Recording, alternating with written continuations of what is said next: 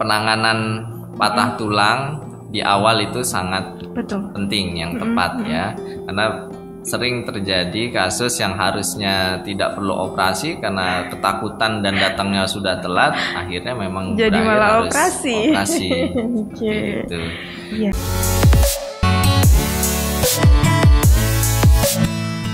Informasi hari ini, Humas RSUD Jombang menyapa, bincang-bincang dengan Dr. Raden Taufan Mulyo Wibisono, SPOT.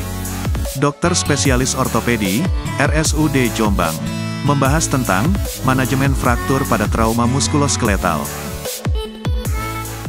Assalamualaikum warahmatullahi wabarakatuh dan selamat siang. Berjumpa lagi dengan saya Genta Prayoga dalam acara Humas RSUD Jombang Menyapa. Hari ini saya ditemani seorang narasumber. Beliau adalah Dr. Raden Taufan Mulyo Wibisono, spesialis ortopedi dari Poli Ortopedi di RSUD Kabupaten Jombang. Untuk tema yang akan kita angkat pada siang kali ini yaitu tentang manajemen fraktur pada trauma muskuloskeletal. Sebelum itu kita sapa dulu beliau, Dr. Taufan. Selamat siang, Dr. Taufan. Ya, selamat siang. Ini panggilannya Dr. Raden atau Dr. Taufan ini nama bukannya Dr. Taufan ya. Dokter sepertinya sudah berkali-kali juga ya ngisi sebagai narasumber di acara Humas RSUD Jombang Menyapa ini ya, Dokter ya. Oke. Ya. Dokter, seperti yang saya sampaikan tadi bahwa tema kali ini perihal manajemen fraktur pada trauma muskuloskeletal. Nah, kenapa sih Dok kok tertarik ngangkat tema pada siang hari ini untuk ini?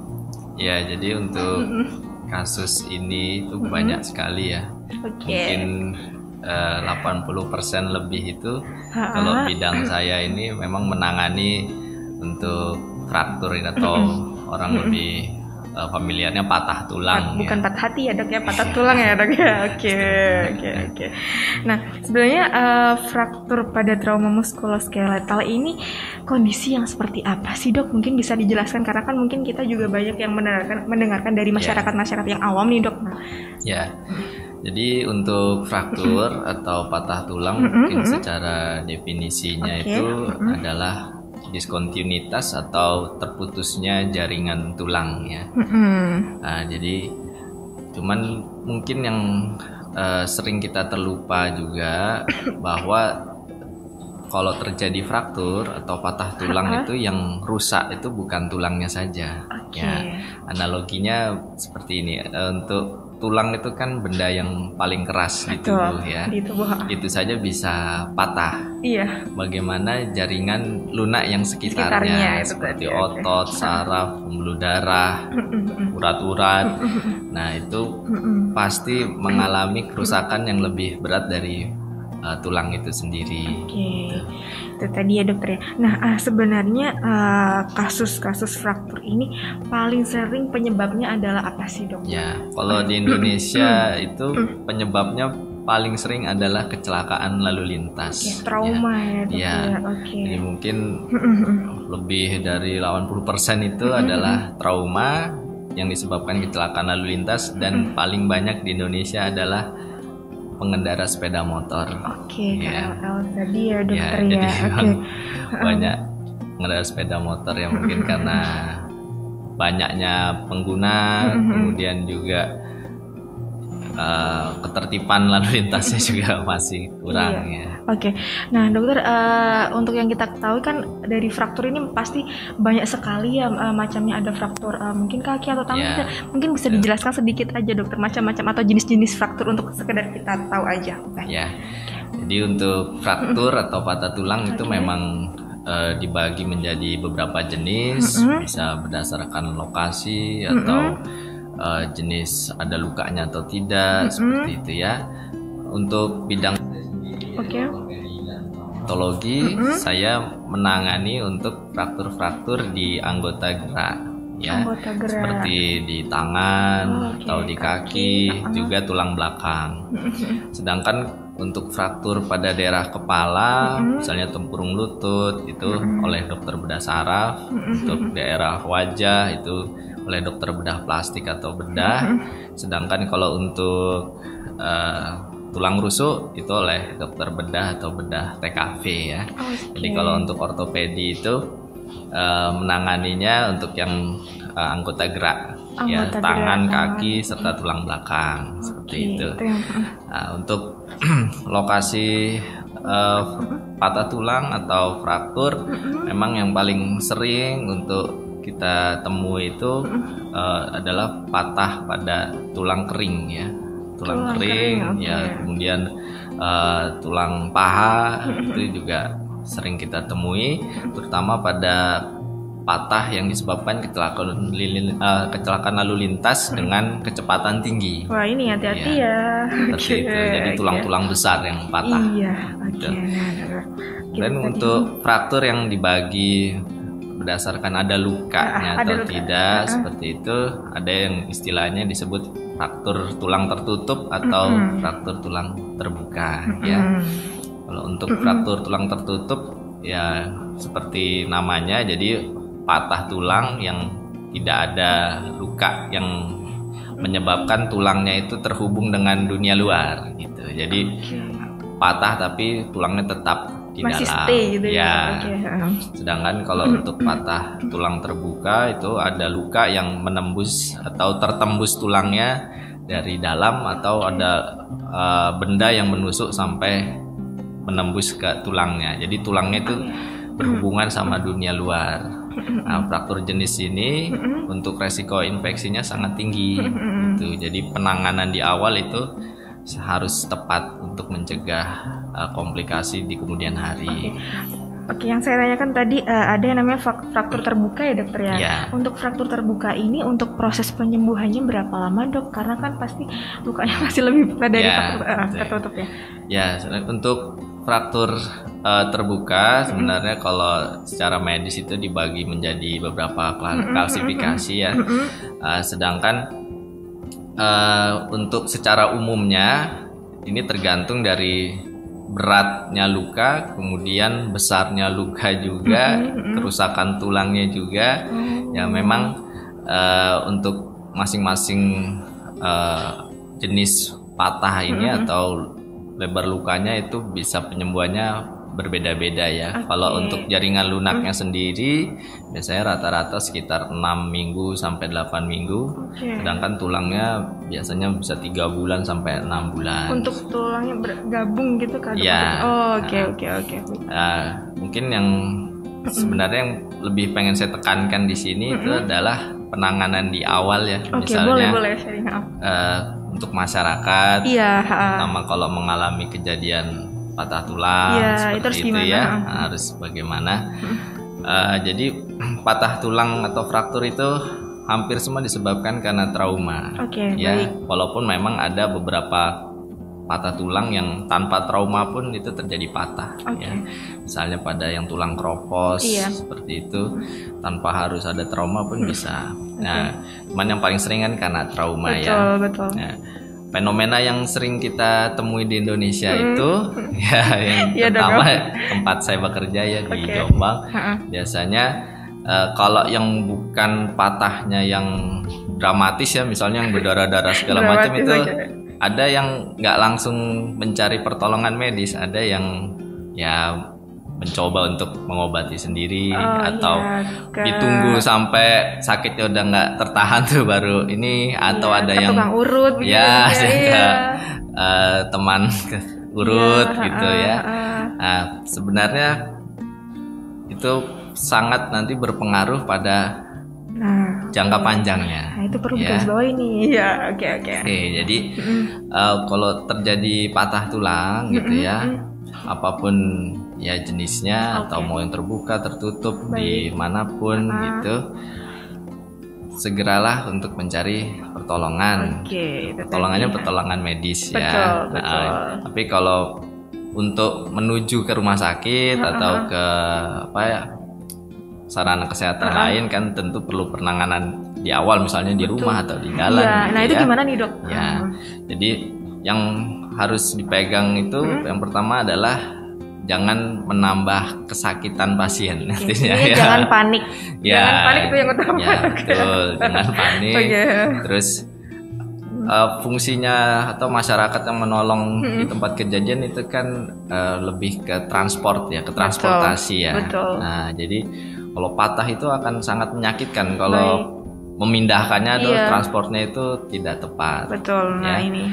Nah, jadi yang harus kita lakukan adalah mengimobilisasi. Jadi mencoba atau berusaha bagaimana supaya anggota tubuh kita yang patah itu geraknya minimal. Tidak geser-geser ya, Dok. Ya, misalnya kalau patah di tulang kering, ya di rumah atau di jalan, ya kita bisa mungkin mencari benda, misalnya seperti papan atau kardus seperti itu, atau bahkan misalnya kayak kedebong pisang atau nggak apa-apa. Yang penting kita menstabilkan sementara supaya waktu kita mentransport, memindahkan si korban ini tidak menambah kerusakan di dalam, juga mengurangi penderitaannya karena nyerinya.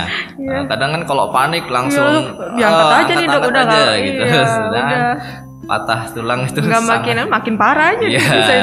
Baik. Misalnya kalau di anggota tubuh atas mungkin lebih mudah ya, bisa pakai misalnya kalau ada jilbab itu ya dibuat jadi seperti gantungan tangan gitu. Ya kalau di kaki ya tadi bisa pakai papan, bisa pakai gedebong pisang atau pakai kardus supaya waktu dipindahkan itu tulangnya yang patah nggak bergerak terlalu banyak, karena selain menyebabkan nyeri pada pasien juga bisa menyebabkan kerusakan lebih parah. Itu tadi ya. Jadi Nah, kemudian juga kalau misalnya habis trauma, misalnya jatuh, terbentur, kecelakaan dan lain-lain, penanganan ini yang di awal kadang ya memilih untuk misalnya dipijat dulu atau di ini ya. Itu yang masih banyak ya. Misalnya kalau yang patah memang kalau derajatnya kan beda-beda. Mungkin yang patahnya nggak terlalu nemen lah istilahnya kalau orang bilang itu, kadang merasa oh ini mungkin nggak patah, masih biasanya menyangkal ini nggak patah nih, gitu. Coba dihitung dulu Nah biasanya dipijat dulu atau di macam-macam dimanipulasi gitu ya. Nah mungkin itu yang harus kita edukasi ke masyarakat ya, karena patah sendiri adalah tadi trauma ya, tulang yang hebat keras saja bisa patah seperti itu, apalagi jaringan sekitarnya. Nah kalau sama seperti luka sebenarnya, cuman tidak terlihat aja kalau dia patahnya di dalam ya. Nah kalau luka kita pegang saja itu sudah nyeri ya, apalagi diberi tekanan seperti diurut, dipijat gitu ya. Tambah luar itu biasa, kan, Dok. Ya itu akan memicu terjadinya cedera yang lebih lanjut di dalam ya. Dan yang paling bahaya adalah terjadinya sindroma kompartemen. Apa tuh, Dok? Nah jadi ini biasa terjadi pada patah tulang tertutup pada lengan atau pada kaki, daerah tulang kering sana ya. Nah, patah tulang itu kan dia menyebabkan reaksi radang ya, radang hebat karena patah kemudian berdarah, darahnya kan di dalam, kemudian terjadi bengkak ya. Sedangkan anggota tubuh kita seperti tangan kaki itu kan tidak bisa melebar terus seperti balon ya. Jadi dia ada kemampuan elastisitasnya itu terbatas. Nah, jadi kalau volumenya terus bertambah ya otomatis yang ada di dalam sana akan terjepit. Yang paling sering bermasalah itu nanti ya sarafnya dan pembuluh darahnya, karena misalnya diurut, dipijat itu kan menambah proses radang. Ya radang itu yang akan memicu terjadinya pelebaran di dalam kompartemen. Nah, kompartemen itu kan ruangan. Nah, efeknya itu akan sangat buruk sekali. Ya sarafnya bisa rusak, otot-ototnya rusak, dan kalau sudah parah sekali pembuluh darahnya rusak, sehingga ya berakhir harus amputasi seperti itu. Yang tadinya patah sederhana, dipijat-pijat, kemudian dibobok segala macam, tambah panas tambah ini. Ya saya udah berapa kali menemui seperti itu, sampai akhirnya ya terpaksa harus kalau sudah tidak berfungsi, dia malah nanti rusak, menyebar. Nah itu tadi perlu diperhatikan juga ya, Dok ya, bahwa kalau misal memang habis jatuh atau mengalami patah tulang, jangan istilahnya ya segera dibawa ke fasilitas kesehatan terdekat untuk ditangani, penanganannya biar tepat juga, Dok ya. Nah dokter, biasanya gejala-gejala yang paling sering ini yang dialami oleh penderita fraktur ini apa selain mungkin patah gitu, Dok? Gejala-gejala awalnya nih ya, Pak. Jadi tentu yang pertama adalah nyeri. Betul, nyeri biasanya kalau fraktur itu nyerinya biasanya Ya, nyeri hebat ya, Iya, jarang sudah nyeri. pernah dokter ya. Ya Mbak Gita pernah patah ya. Iya. Saya dulu sakrum sih di dokter. Ya, Iya. gitu. Jadi memang ya itu orang sering menyangkal ya, wah Iya, makanya. enggak ini nggak patah gitu ya. Padahal Iya, makanya. belum tentu ya. Jadi gejala pertama pasti nyeri, karena memang tulang itu punya namanya pembungkus namanya periosteum ya. Jadi kalau dia itu tulangnya patah, pembungkusnya itu robek, itu yang menyebabkan dia nyeri pertamanya. Nah kemudian karena dia bergerak-gerak juga bisa menimbulkan nyeri. Ya, karena periosteumnya juga dia bergesekan gitu, jadi menyebabkan nyeri. Yang kedua bengkak. Ya, pasti bengkak. Nah, yang ketiga tadi dia akan lebih nyeri bila digerakkan. Gitu. Misalnya patah di tangan gitu ya. Di pergelangan tangan ini sering sekali patah ya. Lama kelihatan habis jatuh menahan pakai tangan seperti itu.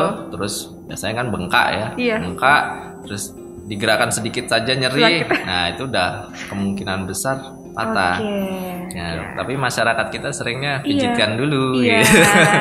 Malah tambah mungkin entah takut atau bagaimana mungkin ya dok ya. Nah, jadi ya. mungkin Mungkin mindsetnya harus dirubah dulu. Berawal dari mungkin kekhawatiran atau ketakutan, wah nanti harus dioperasi harus diapa gitu ya. Kalau ke dokter pasti dioperasi kan. Iya, benar dulu kasusnya. Iya dulu kasusnya juga ya dokter.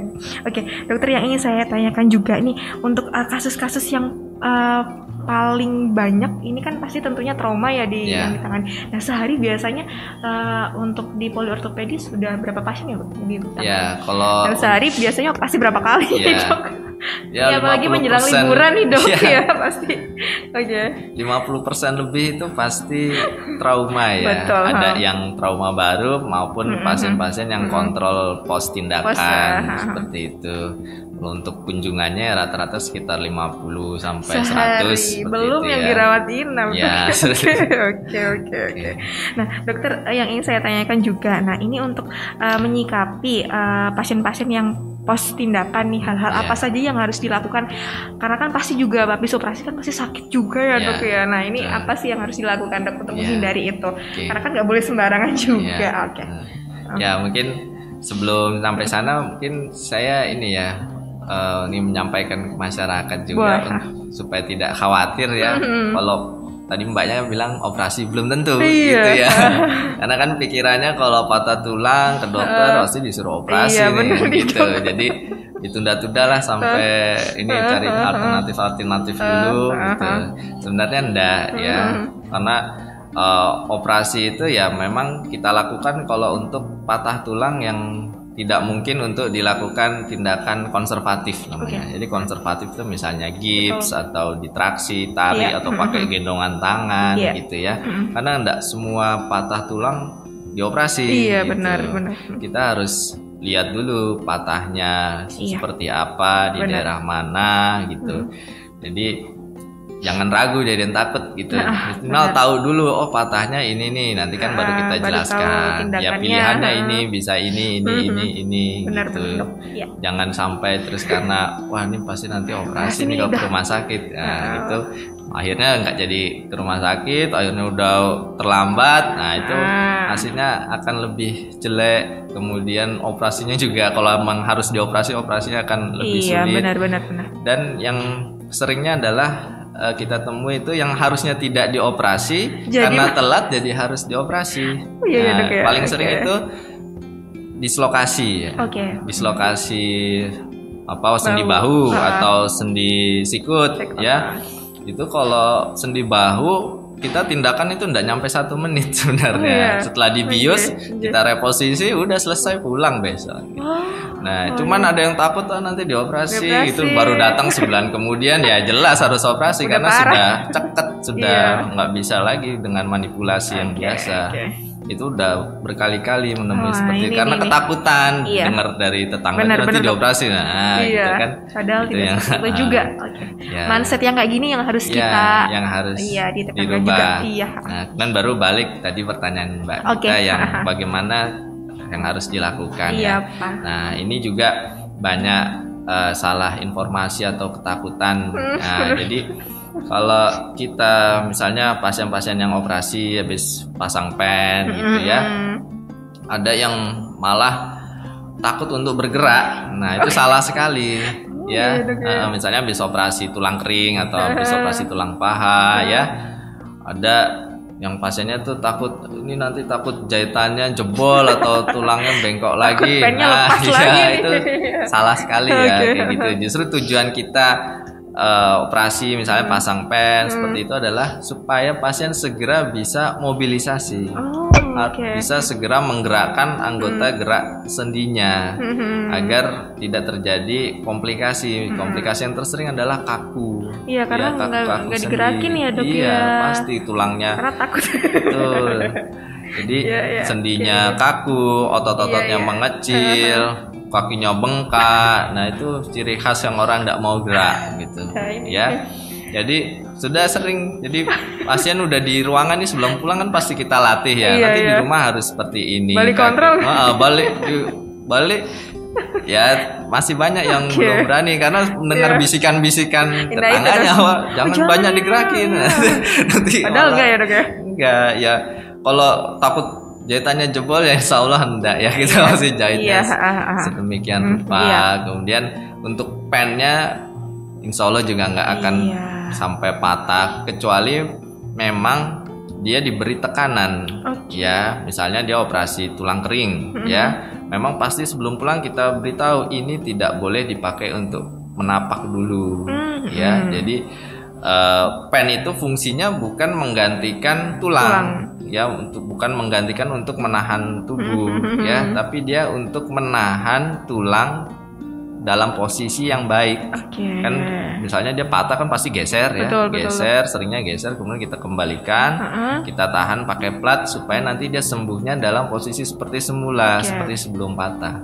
Bukan untuk mengganti fungsi tulang menahan beban tubuh. Pasti kalah gitu, walaupun dia terbuat dari ada yang stainless, ada yang dari titanium, pasti kalah gitu. Tapi ada yang nakalan juga. Dia merasa udah nggak sakit nih kakinya setelah misalnya 4 minggu, dia coba curi-curi jalan gitu, padahal belum kita instruksikan untuk mulai menapa, ya datang nanti udah bengkok seperti gitu. Iya, seperti itu. Banyak juga.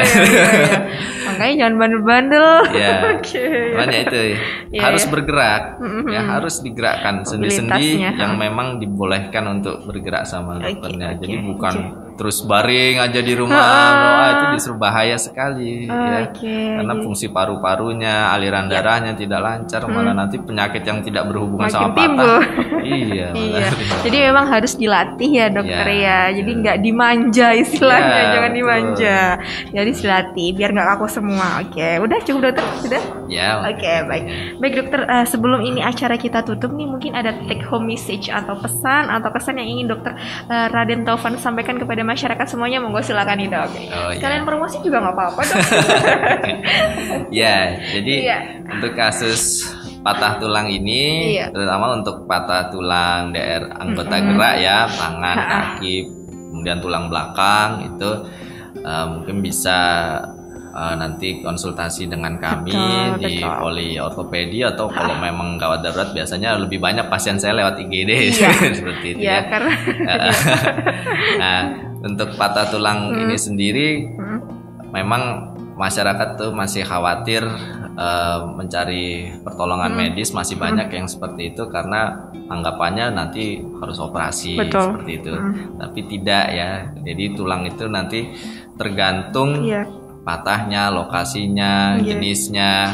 Masih banyak patah tulang yang memang tidak perlu operasi itu banyak ya. Tergantung nanti kalau patah tulangnya tidak bergeser atau patah tulang pada anak-anak itu, terutama anak-anak ya, itu jarang kita sampai operasi kecuali memang yang patah tulang tertentu saja. Nah, jadi jangan ragu untuk mencari pertolongan medis bila masyarakat atau masyarakat Jombang ini supaya segera ke tenaga kesehatan seperti itu ya. Karena penanganan patah tulang di awal itu sangat penting, yang tepat ya, karena sering terjadi kasus yang harusnya tidak perlu operasi karena ketakutan dan datangnya sudah telat, akhirnya memang jadi berakhir malah harus operasi. Gitu. Iya. Mungkin itu saja Mbak. Jadi jangan ragu, walaupun mungkin ya masih ragu, nyerinya ini kok nggak terlalu ini tapi kok nggak sembuh-sembuh. Nah ya itu monggo silakan gitu. kunjungi Poliorto untuk lebih jelas.